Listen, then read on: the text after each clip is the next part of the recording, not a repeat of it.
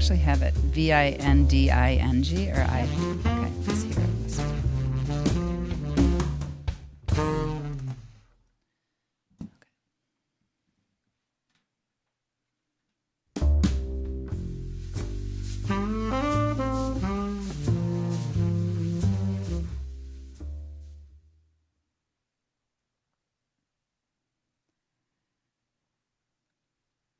Hello, everyone, and welcome to our live stream this evening. My name is Dr. Marian Diaz. I'm the director of Wisdom Ways Center for Spirituality, and we are in Wisdom Studios this evening for a conversation on helping intimate partner violence survivors, a live stream conversation with Andy Johnson and April Vinding.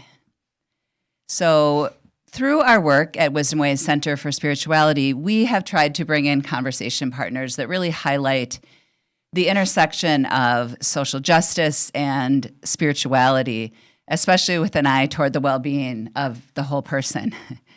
And we do a lot of work in advocacy and care for women and people of different gender identities along the way. And so as I got to know Andy, and Andy has brought April as well to this conversation, I was really excited to hear their presentation and share their wisdom with us this evening. I do want to offer a content warning that this conversation will include information and accounts perhaps of intimate partner violence and violence against women. Just really want to welcome our guests here this evening. Andy Johnson writes and speaks on gender-based violence. He edited Religion and Men's Violence Against Women and has co-edited volumes on violence against persons with disabilities and LGBTQ plus persons. Such tremendously important work. April Vinding teaches writing at all levels, facilitates faculty development, and develops curriculum. Her creative work includes an incisive spiritual memoir, triptych, and various essays, poems, and multimedia work. She is wildly interested in embodied education and the intersections of creative and spiritual practice. So I'm hoping you can already hear why they're such a great fit for our work at Wisdom Ways. In addition, we have with us Naomi Weiss. She will be listening in and kind of offering some support.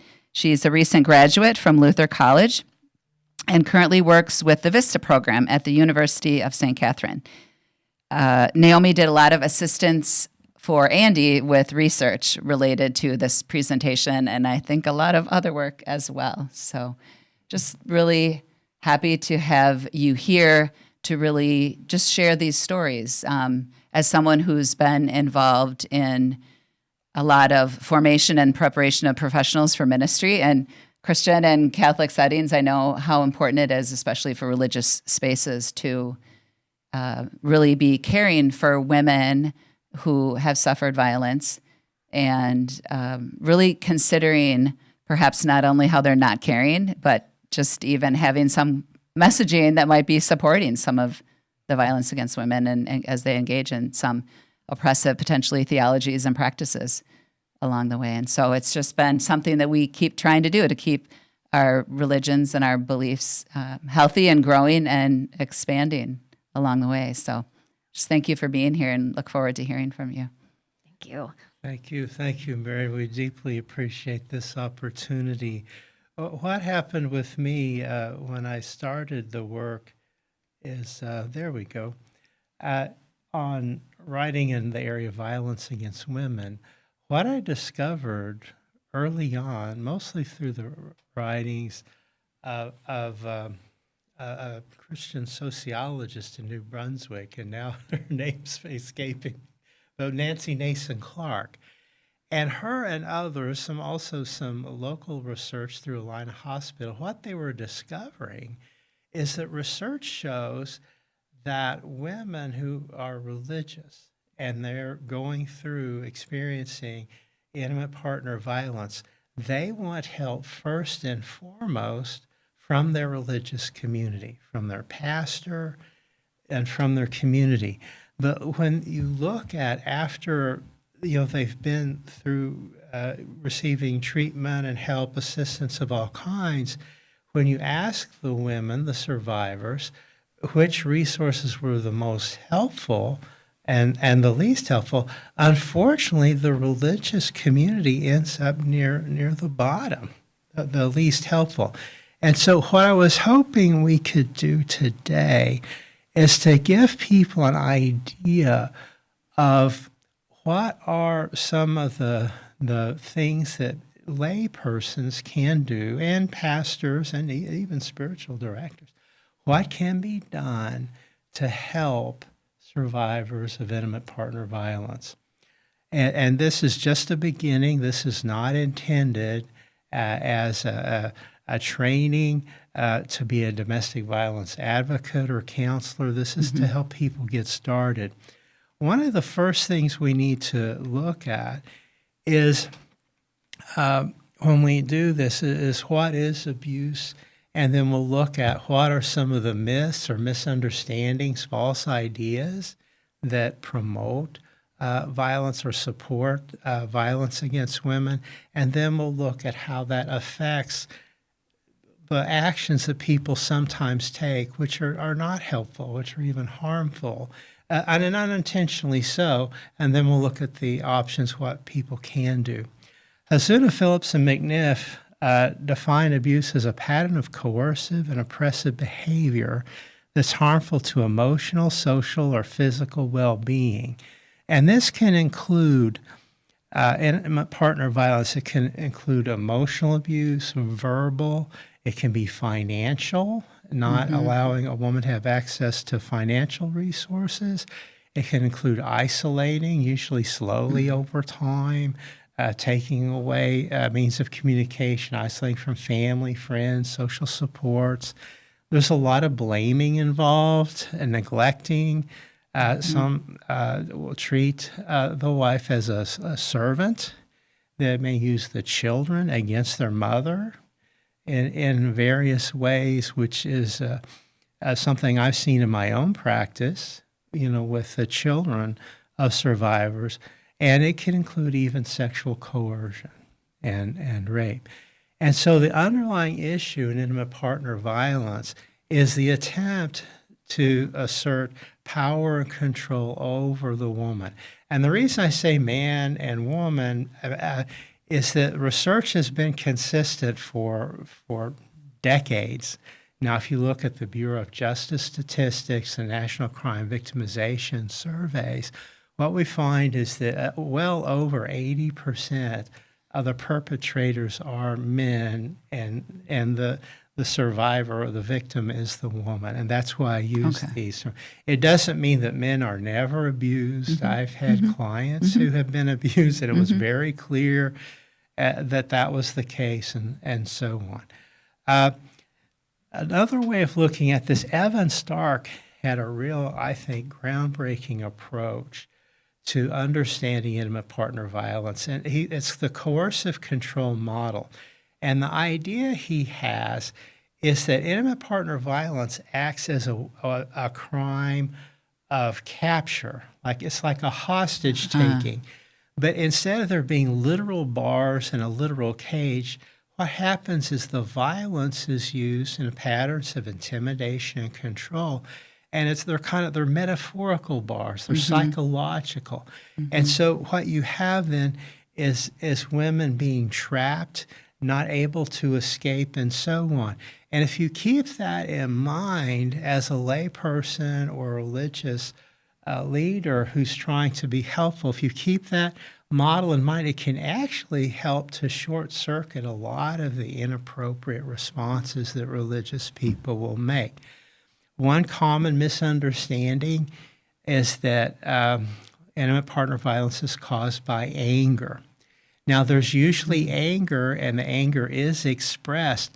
And a lot of times the men who are violent love to go right there. They're like, oh, it's the anger that, I'm just out of control, and so on.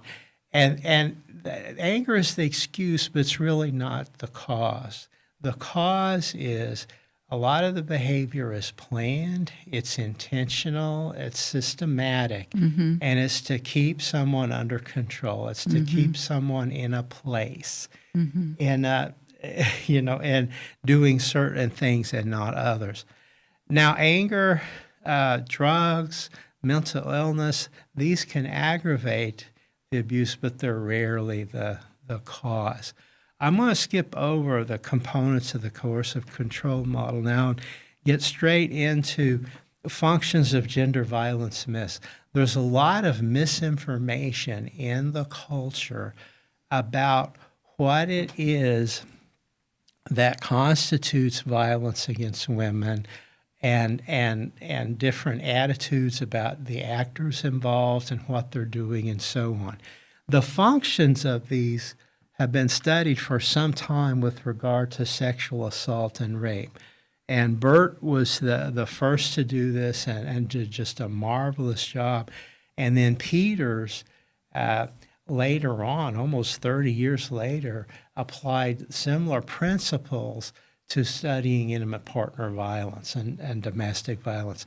But the functions of these myths typically are one, to deny or minimize the damage, either saying it doesn't happen or it wasn't that bad or so on. The second and third are related, but they have to do with blame, right? They blame either the behavior of the survivor, if she had only done this, if she had only done that, or they blame her character, saying that she was a bad person and she deserved it and so on and so forth. And is it, Andy, is it an abuser that is doing the blaming, or is it the bystanders, or both? It's pretty much across the board. Okay. These are common myths and misunderstandings. And the insidious thing about this, a lot of times the abusive partner will say, this is your fault if you had done this and da-da-da-da-da, and so on. But the woman may have internalized some of these same ideas, and there are some religious ideas in some groups about how families function and so on. But a lot of responsibility gets to be placed on the mother or the wife or the woman to hold everything together. It seems like all the responsibility goes to her a lot of times, and that's just not appropriate. And she's not responsible for his violence. He is, right? She can't do. And so that's a real important set. Finally, is they tend to exonerate the perpetrator. These myths, they tend to act in such a way that observers seem to think, well, he was justified in doing this, or this was okay, or things like that.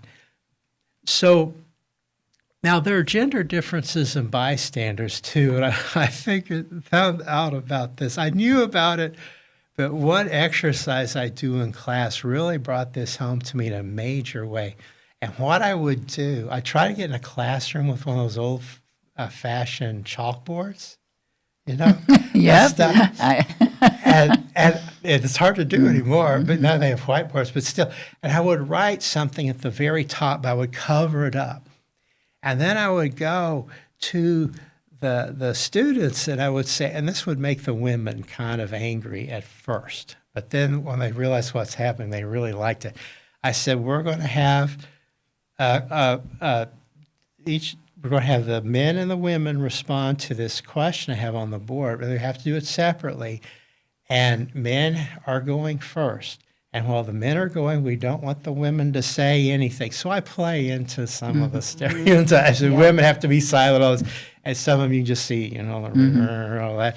But you can't help the men either. And then that, also, and they don't. Anyway, and so when I take off the thing on the top, it says, things I do on a daily basis or on a regular basis to prevent myself from being sexually assaulted.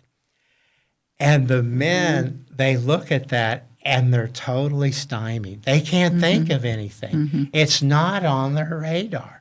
I mean, if they come, usually it's something to the effect of stay out of jail or, they can come, one, maybe two things. They can't think of anything. We'll let the women go.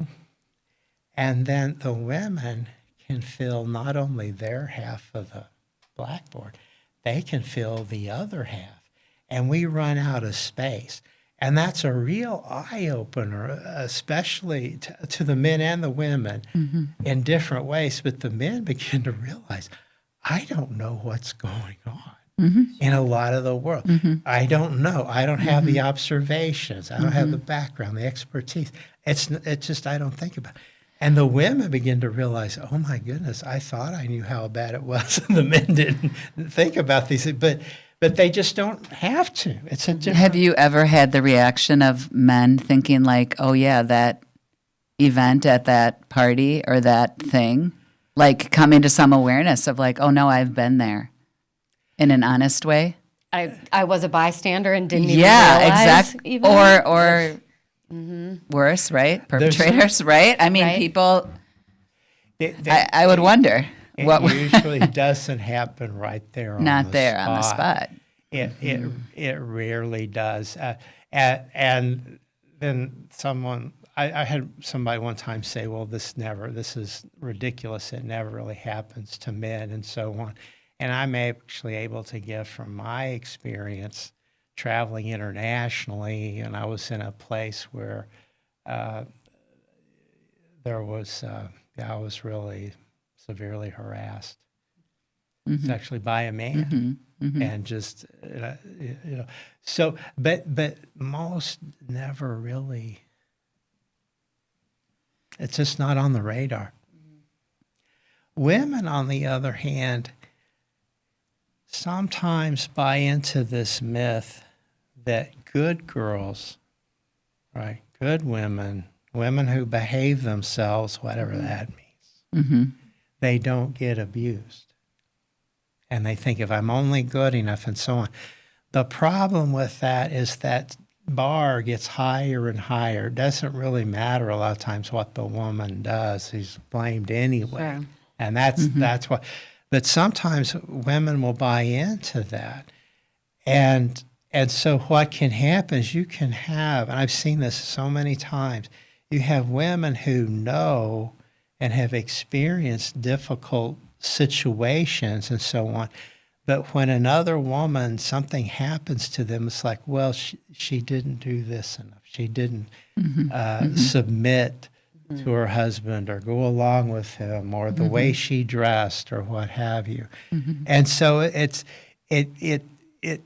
can be a real problem there too. Yeah, internalized misogyny. Internalized informs, misogyny. Yes. And just putting in a protective buffer, Yes, right? If I can find a way to articulate that person is different than me, that means I can stay safe. Right. And it reduces the anxiety, the fear of being victimized. It's something that one can do. Now, abusive partners, and as religious leaders and laypersons, you're probably going to encounter this at one point or another. So just I'm letting you know at a time. Men who are abusive or women, whoever's abusive, a lot of times they engage in what are called DARVO maneuvers, DARVO. And DARVO stands for deny, attack, reverse victim and offender. And so the good person defense comes into place here. So a lot of times a guy, when he's confronted on his abusive behavior, it's like, no, I didn't do that. Sometimes it's just blatant denial. Sometimes it's, no, that's not abuse. This is what happened, and I was doing the right thing or the just thing or whatever. And then they attack whoever confronts them, and they blame the woman, or they might blame the person who intervenes. So you picture, say, someone's in a high school, a boy and a girl, and they're arguing, and the guy slaps the woman, and somebody comes up and intervenes. And, there are multiple things you can do. Usually one of the better options is to ask the woman, are you okay? Or the girl, are you okay? Things like that. But multiple things. But a lot of times they'll confront the guy. It's like, stop, cut that out. What are you doing? And he will get angry at the other person and it attack them either verbally or sometimes physically and stuff, and claim that he's the victim because this other person is becoming involved or intervening. They're not minding their own business and so on. And what's confusing sometimes with police officers, is this too much? No, you share what you have to share. What happens sometimes when you get police who are called to a domestic violence account, they'll come in and you get the deny attack, reverse victim offender thing. He'll blame her, he'll blame the police, and so on. But you'll also get the woman will be upset.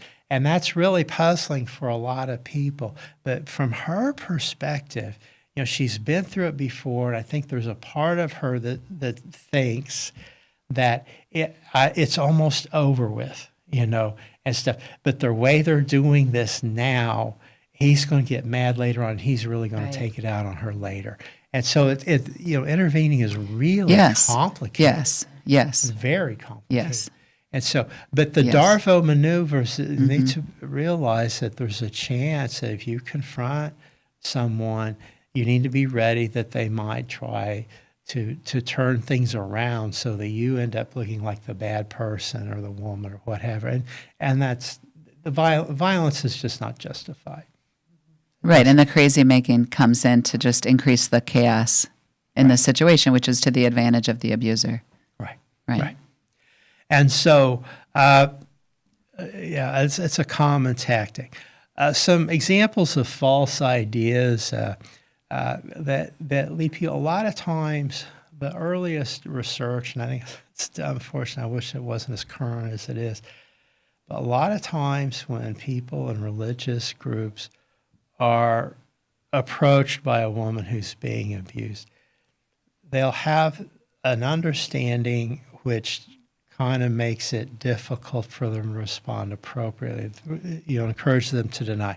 And one of them, they'll have this idea that violence against women is rare, that sometimes, a woman will report it because she's seeking attention or something else besides the violence, that usually intimate partner violence isn't serious. They'll have in their mind from their own experience, they might have had experiences with their partner where they get into an argument and the language gets a little heated or whatever, and they can imagine that escalating and getting quote unquote out of control, and that's not how it unfolds. But the idea of it not being serious, the violent partner loses the control. We've already mentioned that sometimes people feel like it's the responsibility of the woman to control the behavior of the man and stuff. And to be honest, I wish that was actually true and that women were able to control the violent behavior of the men. Because if that was the case, we'd have the whole problem solved like today, like right now. It'd be over because women, they really want the violence to stop. But that's not how it goes. He's responsible for his own behavior. And then a final one is that women abuse men at the same rate men abuse women. And sometimes people believe that, and they use that belief to minimize. They'll say, well, it's all even Stevens, and I'm sure she gets her licks or whatever it is. She hits him too or whatever. But they don't realize the coercive components involved and how that's supported, in cultures and so on. Yeah, it's interesting because it's almost like the myths are around. It's something that just sort of the man falls into. When really what you're saying is it's more like intentional and sort of even like planned and kind of plotted to sort of heighten and advance the heat of the argument to a point where the man has an excuse, kind of like an external excuse to lose it. Yeah, that's a excellent point, Mary. That Lundy Bancroft is a leading expert on men who are violent in relationships. Lundy Bancroft, he has a book, highly recommended. I think it's called "Why Does He Do That?" And it's explains or goes into why men are violent. And what he recounts an interview of this guy, and he does the comment, well, I was angry and I just got out of control. And so, and you think about it, if someone's out of control, and they're just hitting someone, they're hitting all over, you would expect bruises and injuries all over his partner's body. That's not what happens. Where are those injuries? The injuries are usually in areas that are covered by clothing, where they're hard to see. And he reported, and I've talked with him about this. He was at a conference here in town, and he's just a delightful person. But he said that one guy, he confronted me, says, well, why is it that the bruises were only in one if you was just totally out of control? It's just like random. And he says, well, you don't think I'm crazy, do you? People can see it. It was under control. Yes. It wasn't. Right. Another one happened in St. Paul a few years ago. There was a man and a woman got off of a bus. And I'm not sure what happened, but for some reason he starts hitting her right then and there out on the bus station. Well, there was a construction worker on the bus, and he saw that. And he said, I'm not having any of that. He's going to do something. So he goes and intervenes directly. And he goes out, and the guy beats that construction worker so severely, the construction worker ends up in intensive care. Now, the woman has bruises and things like that. She's not in intensive care. If he was just out of control the whole time, you think that she would have been in intensive care too.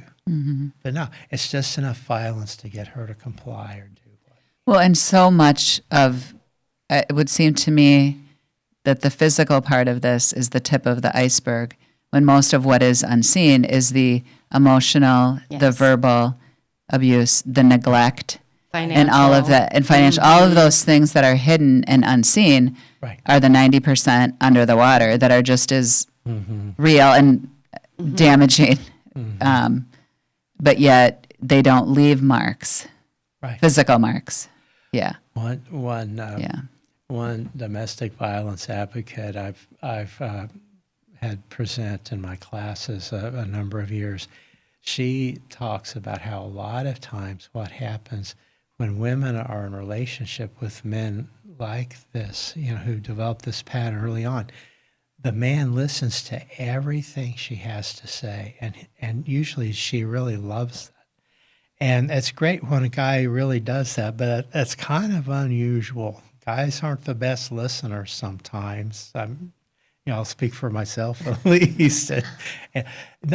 But it's rather unusual for a guy to listen that attentively. But what happens with some of these men is that it's like they're storing up information. How does she think? Gathering ammunition. And they know what to do. The vulnerabilities, The vulnerabilities, and they take advantage of that slowly over time. Well, anyway, so how common is intimate partner violence? Naomi did some nice research and updating our statistics here. And according to the National Crime Victimization Survey, there's an average in the United States of over 108 instances per hour in 2022. Wow. So that's over one a minute. I had to do the math. But that's a lot. And that's by Thompson and Tapp, 2023. Now, I've worked with Sharon Catalano before when I wrote the first and edited the first book on these statistics. And what Sharon wanted to point out is that that's kind of misleading because the rates vary depending on the time of day and which day of the week it is. So it's primarily when the men are at home, the male partner is at home. That's when the violence tends to occur. So evenings, weekends. Worst day of the year for intimate partner violence? Christmas is what I would guess. Well, that's one of them. Valentine's. The Super Bowl. The Super Bowl. Tax day. Tax day, that would be. But you've got the idea. It's when people are together, the Super Bowl. High stress and so on. Okay, so now within, this is important to address. That's wild too. There are cases where women abuse men, are violent towards men. That does happen. And that's an area that we need more information. We don't have enough information on. It's very difficult to collect this information. Doing surveys and studies in this area is extremely complicated. I review for several different journals, and I'm a reviewer for Oxford University Press and some others. And so I see a wide variety of different studies that are being done, and the quality of these sometimes varies substantially because people are interested, but they don't always realize how difficult it is. Because if you ask someone straight out, very directly on a survey, are you being abused? Or, oh, no. But if you ask about behaviors they've experienced, which meet the legal definition for intimate partner violence or sexual assault or what have you, the numbers go up very high for women. And if you ask men about what they've done to women in relationships, it's actually pretty high too. That they'll say the behavior, but they won't say abuse. It wasn't abuse. Okay. And so on. And that gets to be interesting. Now, within LGBT relationships, there does seem to be, it varies depending on the level of stigma against a group. So trans persons tend to experience the most intimate partner violence and interpersonal violence. And then, gender nonconforming, bisexual, polysexual, pan, kind of all together there. And then there is, I had one young woman tell me, well, I'm a lesbian and I will never have to worry about intimate partner violence. And they actually experience intimate partner violence at a higher rate. And part of this is the abuse they get in the culture at large, discrimination, the terrible name calling, and worse, the physical things. And it becomes kind of internalized. Can I ask has there been research done on the perspective of intersecting those that population with race and ethnicity, for example, in a way that really addresses it from an intersectional perspective, or no? Yes, Lond Burgess and myself edited a book for Springer International that was released in, I can't remember now. That's okay. 2020. Putting you on the spot. But we have chapters that we take an intersectional approach. Okay.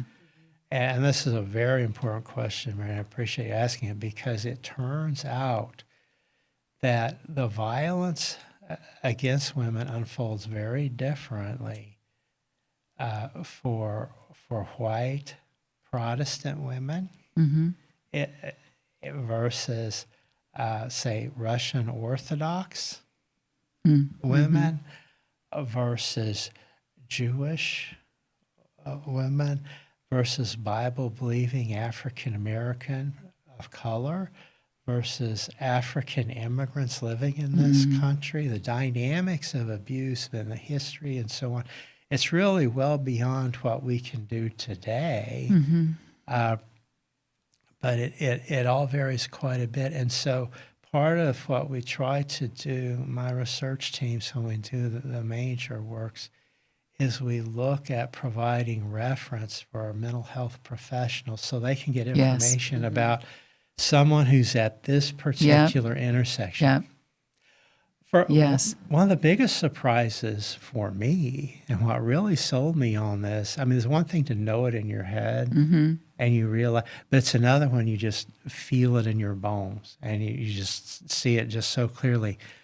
One of the biggest obstacles that keeps Hmong women in violent relationships longer than other kinds of women has to do with her concerns about spiritual and cultural practices surrounding burial. Wow. And so if you are, for people who are professionals, if you ask among women about all kinds of things that you normally do with other women, that's fine. That's all great. But if you don't ask about her concerns about who's going to bury her, I mean, you've missed the mark. You've missed the most important thing. Yeah. Well, thanks for bringing that in, the religious piece and spiritual piece of the intersectionality too, that is clearly overlooked and that we're trying to bring to the table too. Yes, well, it's I appreciate very it. important because, like, if you look, like in the Russian Orthodox, the writings of the Domostroy, or I can't say it correctly. I can't speak Russian. But, I've been told I speak Russian. It's with a Polish accent. Oh. It's Rasucha and all that. But if you don't ask about the domestic, this one particular work, then you really have missed a major opportunity for evangelical women. There's some of the writings of Paul. There's a place where he says, "Wives, submit to your husbands." And people go right there and they really gravitate. But they don't think about the context. Where up above it says, husbands and wives mutually submit one to another, which in the context of the Roman Empire, I mean, that is absolutely radical notion. And husbands, love your wife as Christ loved the church. Well, Christ didn't batter the church or manipulate or intimidate. No, Christ loved the church and died for the church. And it loses all its power. But people will quote this, women in the evangelical traditions, and saying, you're just not submitting. If you submit enough to your husband, the violence will stop. And it just doesn't work that way. It just doesn't. Yeah. Wow.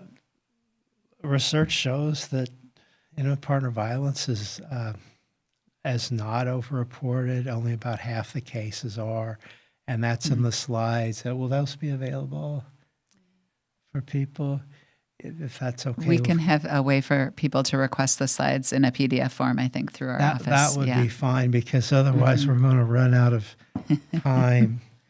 The idea that intimate partner violence is not serious, we've talked about this. A lot of times people don't realize it can be fatal. Data from the Bureau of Justice Statistics reveals 1,680 females were killed by their intimate partner in 2021. That's according to Smith, which was published the following year in 2022. That's kind of how it goes. So that means there's an average of over 4 females every day in the U.S. who are killed by an intimate partner. That's pretty serious. I mean, I think that's just outrageous. Yeah. I think even if it was that many a week or a month, it's just outrageous. It's very serious. Domestic violence can result in women being hospitalized. It can result in disabilities, and so on.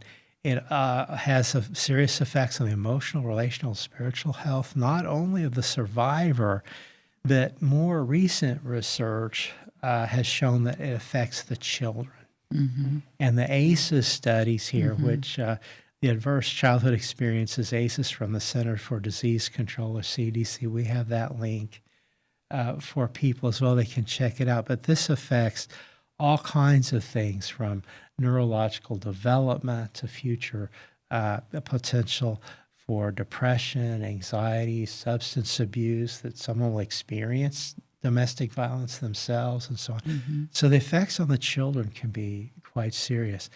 The spiritual effects can be quite serious. A lot of times women receive so much harassment and harangue, disbelief, blame in their churches. They feel they have to leave. And many, I know Potter writes about how, and especially African-American women, so mostly Bible-believing African-American women who experience intimate partner violence, a lot of them feel that they still feel connected to God, but they feel like they have to isolate themselves from the church just to be safe. To be safe, yes. To be safe. Yes. And that's really unfortunate. Yes. It's really unfortunate, because in the African-American community, a lot of times in shelters and so on, they'll follow the Duluth model where they rely on police to come in and make an arrest, and legal involvement can be helpful.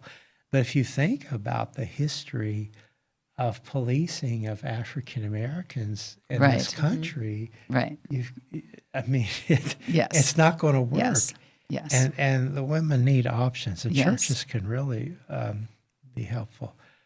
We've talked about anger out of control and the myth of women abuse men, the same as men abuse women, is false. The data consistently show the frequency is higher for men being abusive. The severity and the consequences are more severe. And Jackson Katz, who also studies men and how it is that men can become abusive and how men can intervene, and women, how bystanders can intervene, he notes that it has a different meaning. So when a woman slaps a man, he might be amused, he might become irritated, he might think it's funny, he might just, any number of reactions are probable. But when a man slaps a woman, his research suggests most likely she's going to be afraid. She's going to be very afraid what's going to happen next. And so it's not the same. The other, if you look at dynamics, women who are being abused, they tend to hide it because they're afraid they're not going to be believed. People are going to blame them. The kids try to hide it. They don't want to get in trouble, from dad, and so on. But what's interesting about men who are abusive, they actually will volunteer that they're being abused. So if he insults her repeatedly and then she slaps him and then he beats her so severe, this is based on actually more than one case I've had like this. He beats her so severely, she has broken ribs and she's in the hospital and all that. He will complain that he's the victim. Remember the Darwin? Right, the Darwin. Yeah. And so there are differences there. And so, anyway, let's go on to the next. Effective religious leaders. What I found, and this is from my own experience, but also I was involved in interviewing some clergy in the Twin Cities area for a research study being done at the University of Minnesota on religion and how religious congregations are responding to intimate partner violence, what they're doing. And some of the clergy there, I was really impressed, very helpful. And what they do, they understand the pervasiveness of intimate partner violence, the dynamics. They continue their education, and they take action to make it safe for survivors to report. So they don't look at it as like,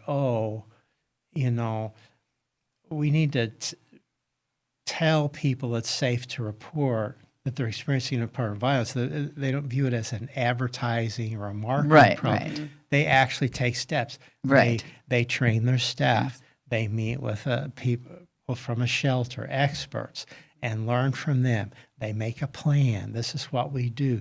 They make sure that there's no wrong door. There should be a woman who's being abused, or the children in that family should be able to report to anybody in that church, any leader, a Sunday school teacher or what have you, and it be okay, and for them to get the help that they need to be safe.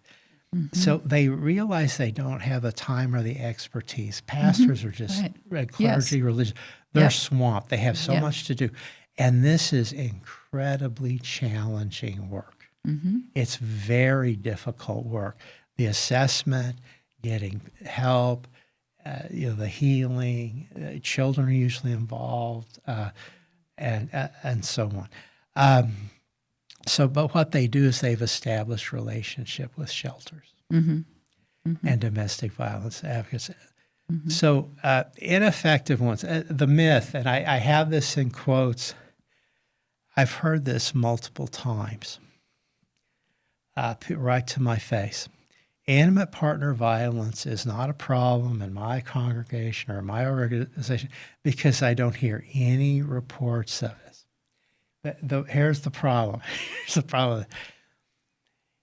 If intimate partner violence is so common, Mm-hmm. and it affects every known religious and cultural group, we know that. We've established that in all three of the books I've edited or co-edited. Then why aren't you hearing about it? Right. Why aren't Right. It's there. Why aren't you hearing about it? And part of it is that the women don't feel it's a safe place to report because they are blamed and so on. I share another story. Are we running out of time? Well, we kind of want to leave April some time too, but we can go over. Yeah, I guess. Is that okay? Yeah. Okay. Yeah, share your story. So I was asked to preach at a church in the metro area on being a good Samaritan to battered women or to abused women, whatever the pastor said. So I go in, and this was when I was first getting started, and right around the time the first book had come out, Religion and Men's Violence Against Women. So I'm telling my wife, I said, you need to realize when I talk on this issue, people get really energized and they have strong reactions, and just about anything can happen. And you got to realize that people are going to come and do all this stuff. And she said, yeah. She thought she knew, and I thought I knew too. I got up, I gave the sermon. It took me an hour to get from the pulpit to the back of the church. And it wasn't that far. We're talking about maybe 30 feet here walking. And I was just surrounded by when this happened to me, my auntie, and so on and so forth.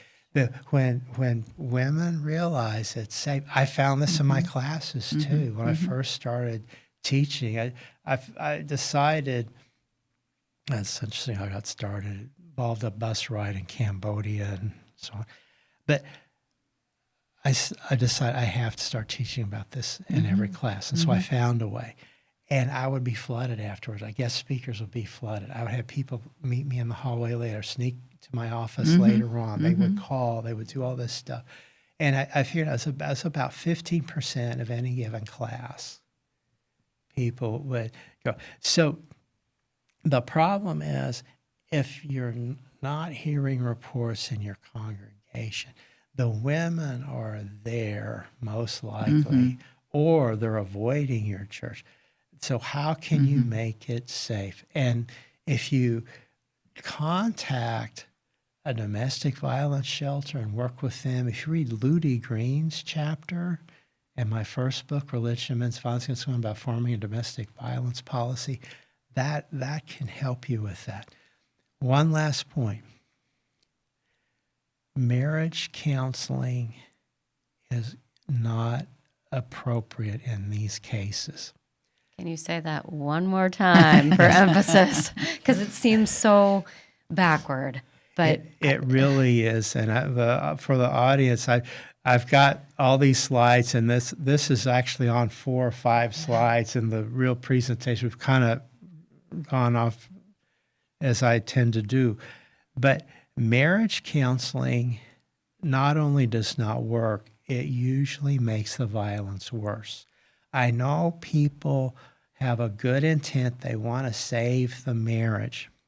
If you want to save marriages, what you need to do is make it safe for women to report early on, and for the man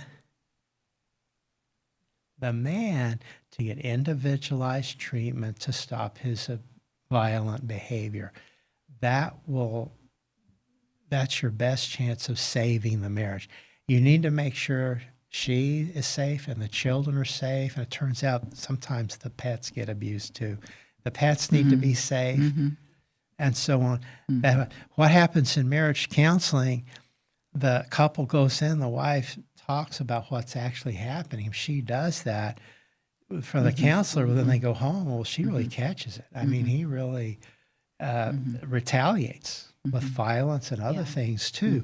And so they come in the next time, oh no, everything's fine. It's just, I can't believe how much and they don't dare say, well, what happens then for the marriage counselor if they're not savvy, if they're not well trained in this? And they'll think, oh my goodness, I'm just terribly effective. And the pastors are really happy and so on and so forth. But they don't realize, and I actually encountered a couple of pastors one time where the woman was killed in the end is what happened. But there's such regret when you find out later on when the truth comes out. So the main thing you can do is I'm going the wrong way. The main thing you can do if a woman reports to you in the church, keep in mind she is taking an incredible risk, to tell you, because her fear is, and unfortunately most of the time when the incidents of domestic violence are reported in churches, usually things don't go well. But she's taking a great risk. You need to honor that and believe her. The best thing to say is, I believe you. Are you safe? Wow. That's the most important thing you do. And then make referrals. And so I have a slide somewhere. Here We'll put some links with resources in the description of the. It helps to have resources. We have some locally here on the slide. We have the national hotline and so on. Put those numbers in your phone and have her use your phone, not hers, because he might have it monitored or check into Or it. even if he doesn't, she could be afraid that he does, which is as good as monitored. Exactly. And so on.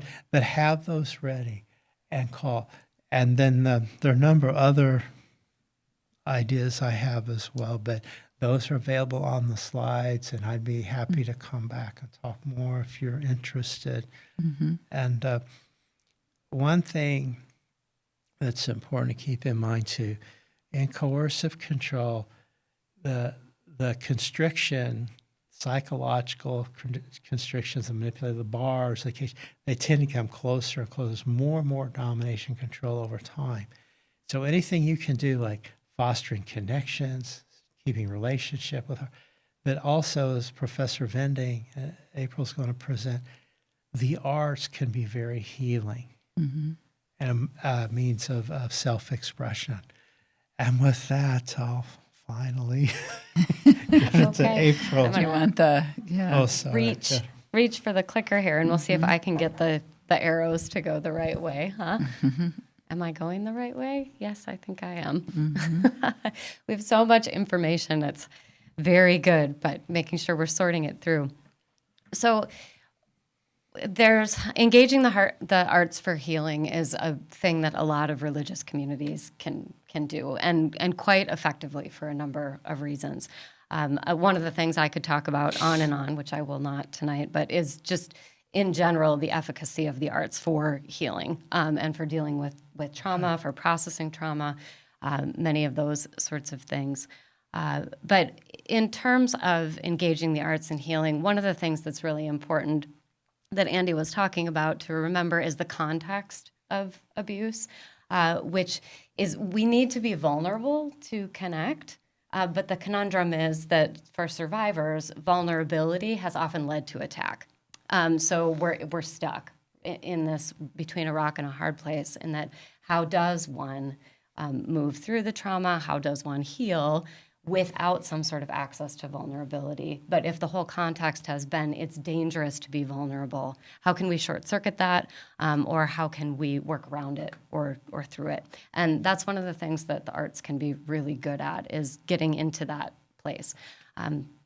In terms of the overarching context then for healing, we've got this conundrum of vulnerability and connection and danger, but there are sources of healing that we know of and that are well documented. In terms of the principles, what we're after and what we're trying to do is things that allow reassociation. A lot of abuse and trauma has to do with dissociating from the body, disconnecting. So we're looking for things that reassociate, that integrate, and then that can redeem experiences or contexts that have already existed. And so what we're looking for creating and then fostering is practices that go with that. So safe structures where survivors can make sense. And I love that term, make sense, because we think about it intellectually, but really getting into the body and making sense is important. And one of the things that the arts are very, very good at. So safe structures where survivors can make sense offer three main things: stability, choice, and an opportunity for transformation. And if you're thinking, boy, there are some things about my religious and faith community that really sounds familiar, that there's some stability, we make some choices about how we engage, and there's an opportunity for transformation. Yes, religious communities can be a really ideal context for this kind of work and the community that they create. So you're in the perfect spot to be able to facilitate some healing. Okay, so what is it? How can the arts offer spaces for survivors to make sense? And I have some images here. So I've got about 6 different ideas, different ways that the arts do engage this, and then a brief example. So I encourage you to imagine how this might make sense in your context or ways that your community might already be doing this. If things are similar but not exactly aligned, great. Those kind of overlapping pieces work really well for us to apply. So first way that the arts can really help to facilitate healing is that it's okay to be inarticulate when you're doing the arts, right? And one of the really difficult things about dealing with any sort of trauma or healing is this: we're a very verbal culture, and when someone wants to help, they'll ask, "How are you?" But you need to have the capacity to be able to articulate that, and we don't always have the words or the sense of safety to do that. On this slide, this is an image from a mural, actually, that my children and I made after we had recently changed houses. My kids were dealing with my former husband, and I had just divorced, and we were in a new living space, so there's a lot going on. They were children, so that sometimes means not as much ability to be articulate, but that's an advantage too in working with a range of ages. But as we were painting, and we weren't painting to paint out our feelings or to heal or to deal with trauma, we were just painting. And they were choosing colors, and my daughter ended up making these gray kinds of shapes. I thought, okay, we'll just go with that. And my son ended up asking, "Can I stomp?" So then the painting was happening on the ground. He was painting the bottom of his feet and stomping around, and we painted, and that's all that we were doing. But it ended up coming out later that my daughter was thinking of these gray shapes as tornadoes. And just for my son to be able to physically express. So they didn't need to be verbally articulate. But the physical, the visual, the musical allows us to process and to express without requiring the logic and the organization or the factual disclosure of words. Yes. We don't have to admit to any particular thing going on in order to be able to express and then connect. So being inarticulate can be okay. Another way that the arts can be really helpful for healing is that they offer limited but meaningful choices. And we know this sometimes with some of the spiritual practices that we already have. Think about walking a labyrinth. Or there's a book called Praying in Color that encourages a sort of mindful, or like Zen coloring, right? Which is the mindfulness kinds of coloring are a thing now, and those are really wise, those kinds of practices, because they allow for choice, but it's not that everything is open, and so there's some security in those choices being meaningful. So allowing for coloring, even collage can be really good. That it's a limited number of things, or you have one piece of paper, or you have one canvas, or you have one part of the playground that you're going to turn into a labyrinth, or you're going to do some sort of pattern with. that can really help people to engage. And it can be used with groups or with individuals, but offering some sort of limited but meaningful choices. And that really overlaps with a lot of spiritual practices that we already have. Facilitators can help without needing to know everything or needing to know anything, which is a great advantage that the arts have. Some of the examples on this slide are things I've used in classes, things that I've used with youth groups, and not having to do explicitly necessarily with trauma or abuse, but just in terms of spiritual practices. But anything that's a kind of fill in the blank prompt can be really rich. Taking a passage of scripture or a poem or a piece of a devotional, or even an image that we'll talk about. Okay, a potter, right, with clay, the image of God being a potter.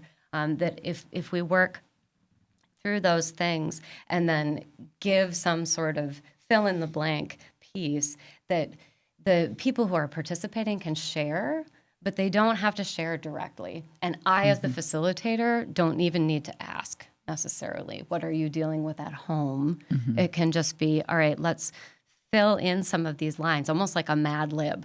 One of the examples on the slide is a poet, Betsy Scholl, describing her parents. One of my parents was the other was right? And you don't need to necessarily know exactly what's going on information-wise in order for that to help.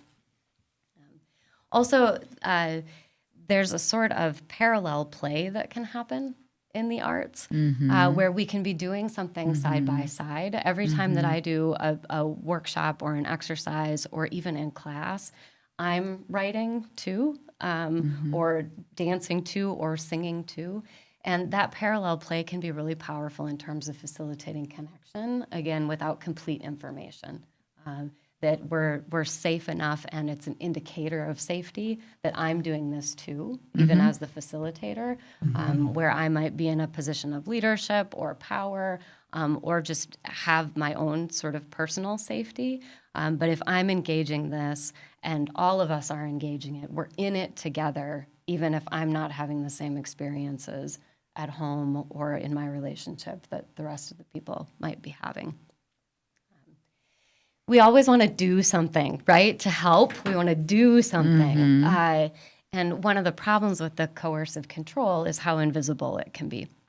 And so as someone who is dealing with intimate partner violence, or in a household that's dealing with that, or even people who are witnessing around, there's a real shortage of things we can do that we can physically provide. And the arts can be really good for that. The image that's on the slide is actually a quilt square that I made as part of a workshop that was facilitated by another organization in the Twin Cities. And the whole session was around grief and loss. And so that was abstract enough, and it could remain abstract, but then being able to work with physical materials does a lot of really important things. And maybe that's something that your church is already doing, that your community is already doing. Maybe there's a group that gets together and does fiber arts. Maybe they make or gather layette sets. Maybe there's a guild that works on putting flowers on the altar, or decorating the sanctuary or the worship space in some sort of way. That this is something to do, or something that's already being done, that can actually be really helpful in terms of processing and healing from trauma and intimate partner violence. See if I can get all my words in the right order. A couple more. The arts provide an embodied engagement that doesn't require touch. And that becomes critically important when you're talking about physical violence and a sense of safety. Liturgical dance, even if it's not religious, there's 5 rhythms dance, there's ecstatic dance that has to do completely with secular gatherings, folk dance. A lot of it doesn't require touch. Line dancing, that involving the body, though, in some sort of way. Even something like serving Eucharist. if that's appropriate within your tradition, that this is a physical interaction that I can have with another person wherein I can maintain my sense of bodily autonomy and safety, but still build connection and a sense of trust, and then gradually maybe open to further connection within that environment. Or if it's preparing a meal, a Seder meal, Eid preparations, any of those things, a specific invitation to people who are in the community. If you do suspect that maybe something is not safe at home, it can be a neutral but really effective invitation into something that's already happening, that's a physical engagement that doesn't involve any sort of touch.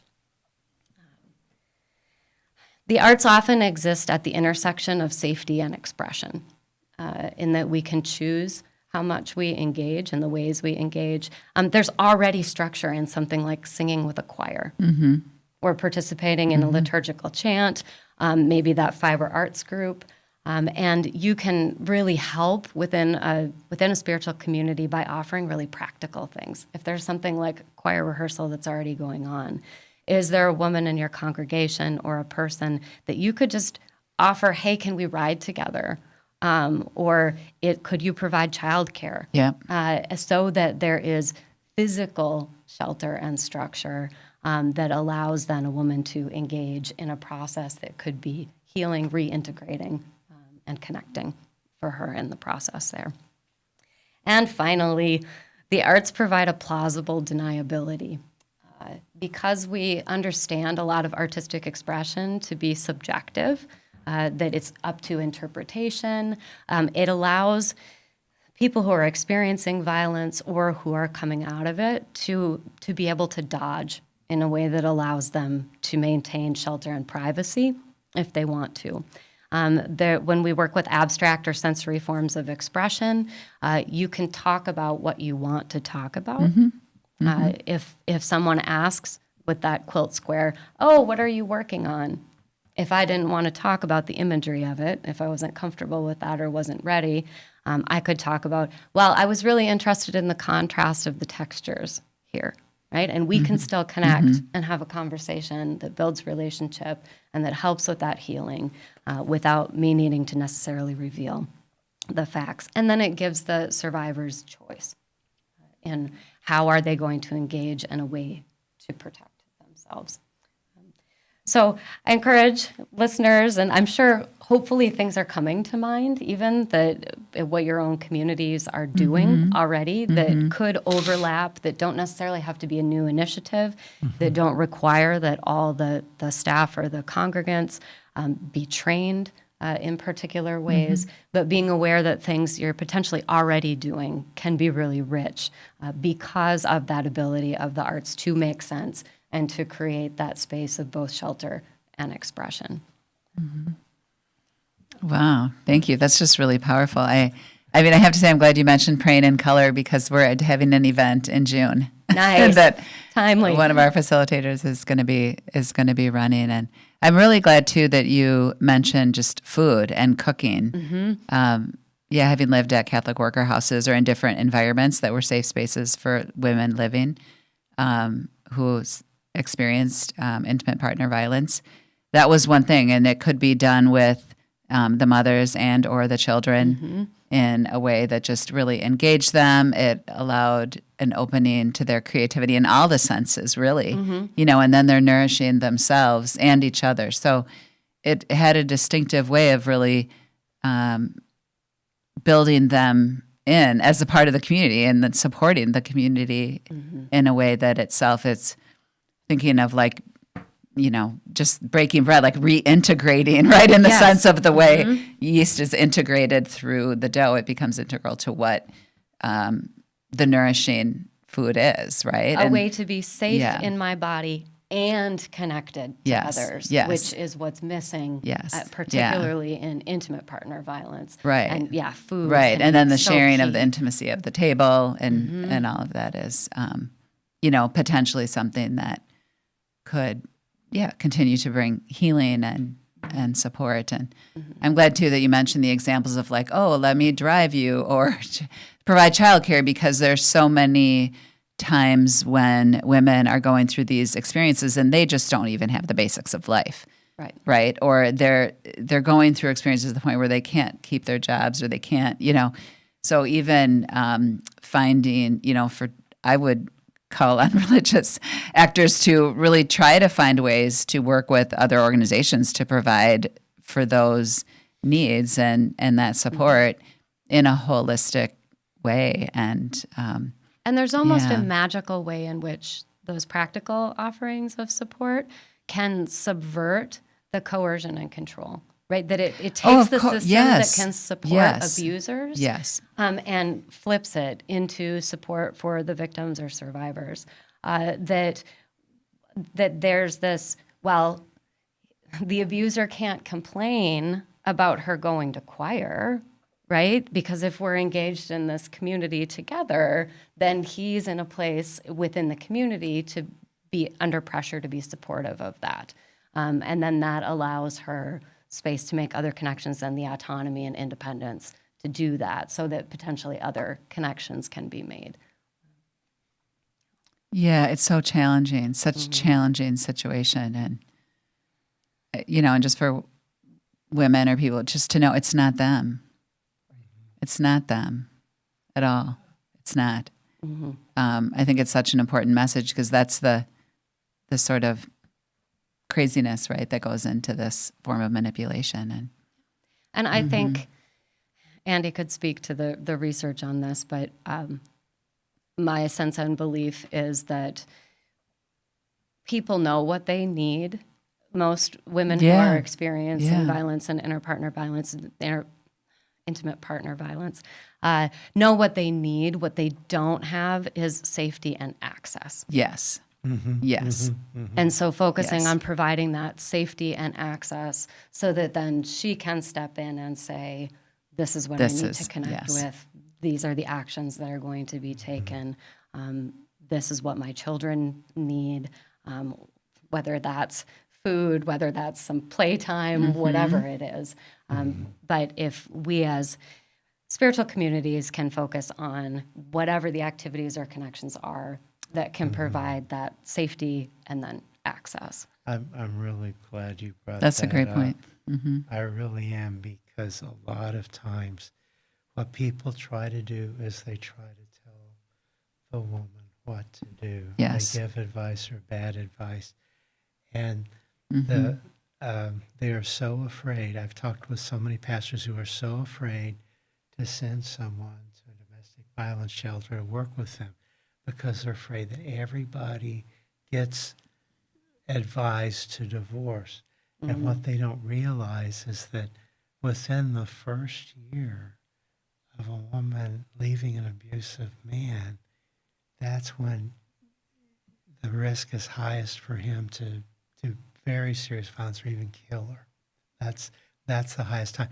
And women know that. They know when it's safer Exactly. to Yes, stay. they know. They know. Yes. Yes. And you need to trust their, because they've seen all kinds of things that you They've will had to become And experts at reading the weather. Right. And they know the complexity of what it means for their children, the extended family, and they have the agency and resources to be able to navigate that and make those choices. So I appreciate, the safety and access for when it's time. Yeah. And just for pastors to realize that marriage is not going to get better, that abuser's not going to change. It usually That's gets not worse gonna- over Yeah. time. Yeah. That's what research shows. Yeah. Well, and maybe it's a relief too for leaders of all kinds, and especially faith leaders. I mean, the way that in teaching, we've got this culture of sage on the stage, right? And so when I first started teaching, I believed it was my job to know everything, and what a relief it was to have a different model. That for leaders, it's not necessarily your job. We don't need in these situations for you to know everything. But that can be a relief and a different way to connect then. So even if you're not an expert, even if you don't have a lot of experience, there are still things you can do that are helpful. Yeah. And just cultivate compassion. That's the biggest, cultivate compassion and an open, empathetic, caring heart. Yeah. Yeah. Wow. Well, thank you. Thank so you. much, so much. I know we could go on. We've gone over already, but this has been, a challenging conversation, but so, so important, and just really appreciate all of your work, each of you, Naomi and April, and Andy. We've just really appreciated what you've had to share. So Thank you for hosting us. It's been good to be here, and all the work of Wisdom Way is important in the community. thank you. Very important. Thank you so much.